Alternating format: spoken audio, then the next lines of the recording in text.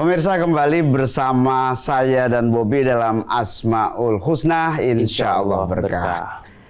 Ustadzah, selain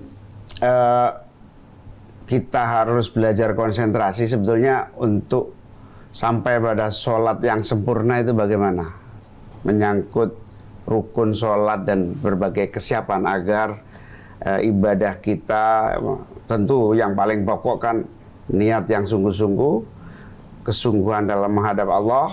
Selanjutnya apa saja yang harus dipersiapkan? Ya, ketika kita melakukan ibadah kepada Allah, tentunya tidak dihalangi dengan tanpa ilmu. Ya, kullu man ya'malu bila ilmin a'maluhu mardudatun la tuqbalu. Mardudatun, tertolak, ya, tertolak. Ya, tertolak amal ibadahnya jika tidak tanpa ilmu. Dengan demikian, ketika kita akan melaksanakan ibadah kepada Allah harus dengan ilmu, dan kita tahu bahwa ilmu itu bersumber. Ya, sumbernya dari mana? Ilmu itu dari Al-Quran, kemudian dari hadis dan ijma ulama serta qiyas. Ini yang menjadi landasan dari amaliyah Ahlus Sunnah wal Jamaah. Nah, tentunya selain itu juga kita tahu, harus tahu dan wajib tahu dengan ilmu itu bagaimana ibadah sholat itu yang diterima oleh Allah Subhanahu wa Ta'ala. Selain tadi Pak Muhain menyampaikan ya harus ikhlas karena Allah, saya tambahkan harus dengan ilmu dan mengetahui rukun sholatnya. Salah satu makna al-latifu dalam ibadah kita itu apa? Ya. Baik, al-latif kita tahu bermakna Allah maha lembut ya terhadap seluruh makhluknya, seluruh hambanya. Ketika kita banyak mempunyai kesalahan, dengan latifnya Allah pun Allah mengampuni segala kesalahan kita. Nah, di bulan Ramadan, Pak Muhaimin Rabi, kita tahu bahwa Ramadan ini adalah sarana Allah mengampuni dosa-dosa kita. Bahkan Nabi bilang, mengaminkan doanya malaikat Jibril, rahimam pemberiin, man adroka Ramadan lam yufarlah. Sungguh terhina, celaka orang yang menemukan Ramadan tapi tidak diampuni oleh Allah Subhanahu wa Ta'ala. Dan kita tahu, man shoma Ramadana imanan wahtisaban ghufira lahu ma taqaddama min dzambi. Dengan demikian, mari sarana yang Allah berikan kepada kita di bulan Ramadan ini kita raih untuk meraih ampunan Allah Subhanahu wa Ta'ala. Kemudian ketika seorang hambanya bersalah, sudah tentu diampuni oleh Allah. Ketika dalam ibadah pun ya Allah mengampuni atau memaklumi kesalahan hambanya. Contohnya tadi Bobby bilang, gimana nih kalau sholatnya nggak khusyuk gitu ya Pak Muhaimin ya.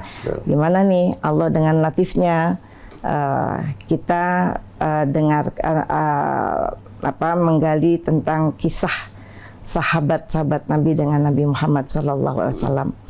Pada saat itu Nabi Muhammad ditanya oleh sahabat bertanya tentang, ya Nabi Allah, sesungguhnya aku malu bertanya dan membuat aku terhina.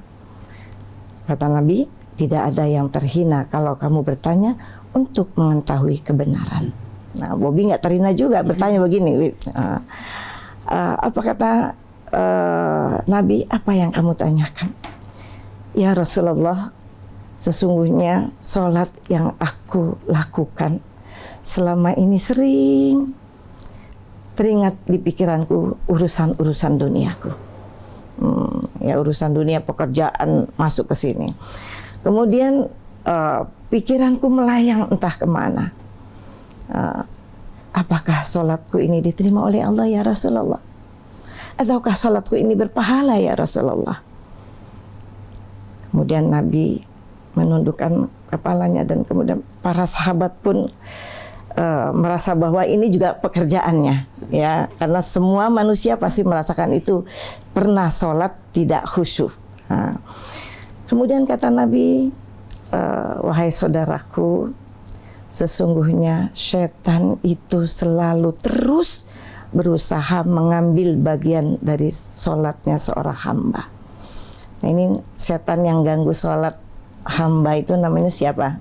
Bi, kenal? Kurang Nah, itu namanya setan yang bernama Kanzab. Kanzab. Ya, setan ini selalu menggoda manusia sejak manusia itu takbiratul ihram sampai salam. Ini nggak berhenti-berhenti. Nama setannya Kanzab. Kanzab. Ya. Nah, kita break dulu. Kita bahas si Kanzab ini setelah yang satu ini.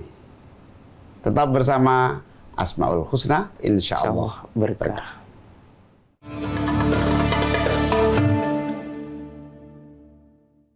Jelajahi cara baru mendapatkan informasi. Download Metro TV Extend sekarang.